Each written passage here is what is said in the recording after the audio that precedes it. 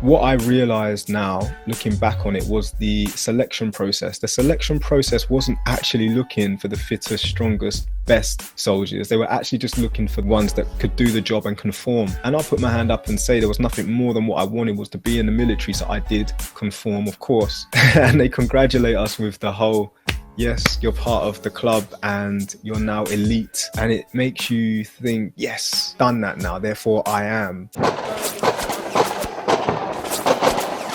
It was a hard process being shouted at every day. I even remember some of the psychology tactics they had. So when I first started my basic training, I think there was 56 in total intakes and only 16 passed out. My section commander had on a wall passport size photos in one straight line, like along the wall. And anyone that dropped out, they'd take their picture and they'd put it in a separate part of the wall and they'd call it like Loserville or something like that. It had a title that was very degrading. When you're there and you see your picture still in the winner's line and you see the ones that aren't there anymore and their pictures in the loser line, it does have a psychological effect on you. You don't want to be part of the loser line. Now, the funny thing is, them boys that are on the loser line, they're not even there. They're never coming back. Like, they've left. But the ones that stayed, we saw those passport size photos. I think that had such a psychological effect on us. It was tactics. Yet at the time, I couldn't see it. I was just falling for it. I mean, could I have applied my mind and power into something else? Most probably. But at the time, it did fulfill me, of course. The military did provide me with some fulfillment, and my values at the time, it embodied it, so I took it. And it also saved me as well.